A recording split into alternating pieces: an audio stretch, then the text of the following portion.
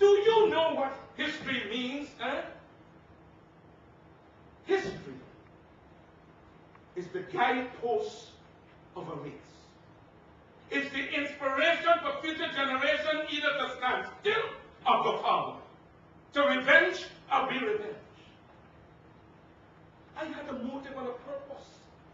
It was the crying voice of the grave that said, Garvey!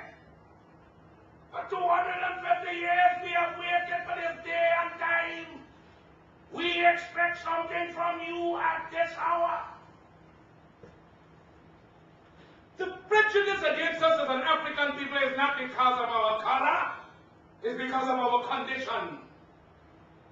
If we must have justice, we must be strong. If we must be strong, we must come together. If we must come together, we can only do so through the system of organization.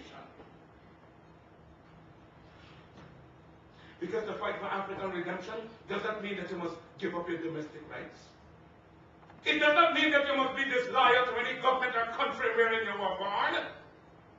Those of us who leave this country to go settle permanently in Africa will become pioneers, pilgrim fathers of the new nation.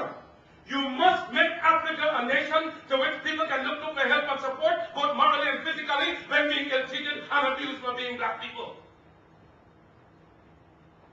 First black heavyweight boxing champion in the world was Jack Johnson. He was a strong man. He was strong wherever he went. He had beaten his white opponents in Australia, he had beaten them in the United States, and he could beat them wherever they presented themselves. The African race could be like Jack Johnson. If it is strong in Africa, then it could be strong everywhere. For 250 years, we have struggled under the burden and rigors of slavery. We were maimed, we were brutalized, we were ravaged in every way. We are men, we have hopes, we have passions, we have feelings, we have desires, just like any other race. The cries raised all over the world of Canada for the Canadians, of America for the Americans, of England for the English, of France for the French, of Germany for the Germans. Do you think it's reasonable we, the blacks of the world, to raise a cry of Africa for the Africans? The Negro is a man. He represents the new Negro. His back is not yet against the wall. We do not want his back against the wall because that would be a peculiar and desperate position. We do not want him there. And because of this, we are asking for a fair compromise. The Belgians have control of the Belgian Congo, which they cannot use. They have not the resources to develop nor the intelligence. The French have more territory than they can develop. There are certain parts of Africa in which you cannot live at all. So it is for you to come together and give us a United States of Africa. We are not going to be a race without a country. God never intended it.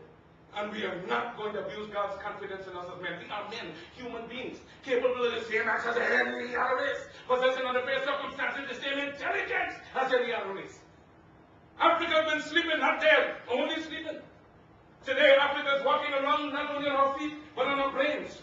You can enslave us for done for 300 years the bodies of men. You can shackle the hands of men. You can shackle the feet of men. You can imprison the bodies of men. But you cannot shackle or imprison the minds of men. Dive down, black men, and take. Reach up, black men and women, and pull all